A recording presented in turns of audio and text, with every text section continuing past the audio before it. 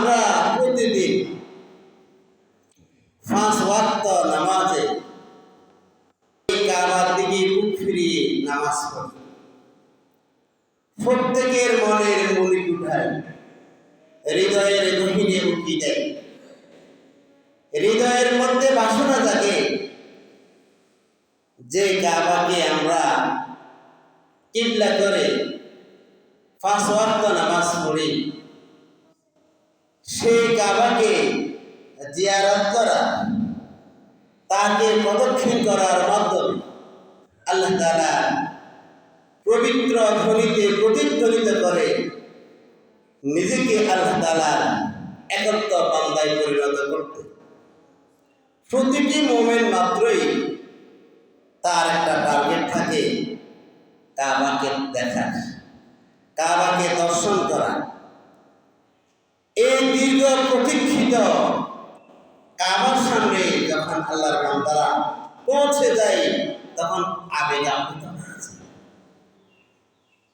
সন্তুষ্টিতে পরিতৃপ্ততায় তার চোখ বেয়ে বেয়ে অশ্রু নির্গত হতে থাকে।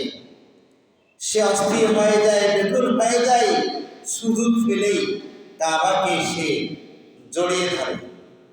আর কি স্বর্গীয় অনুভূতি, যেটা ছিল তার দীর্ঘদিনের প্রতীক্ষিত, সেই প্রতীক্ষিত আল্লাহ তাআলার এই নিদর্শনকে কাছে পেয়ে সে আবেগ আপ্লুত হয়ে যায়।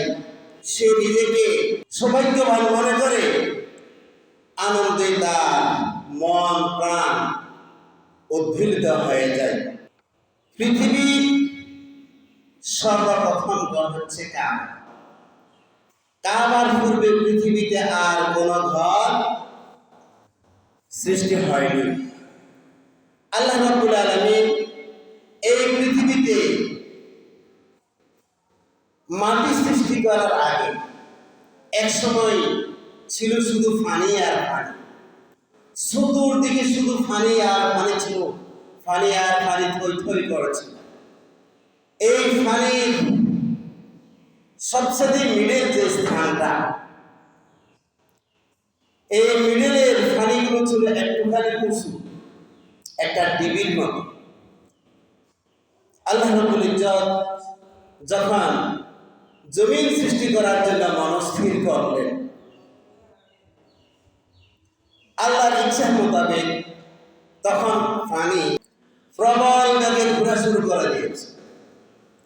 যখন পানি প্রবল বেগে ঘোরা শুরু করে দিয়েছে, তখন পানির যে মিডলে উঁচু টিলাটুকু ছিল, উঁচু অংশটুকু ছিল, সেটা নিচের দিকে নেমে গিয়েছে।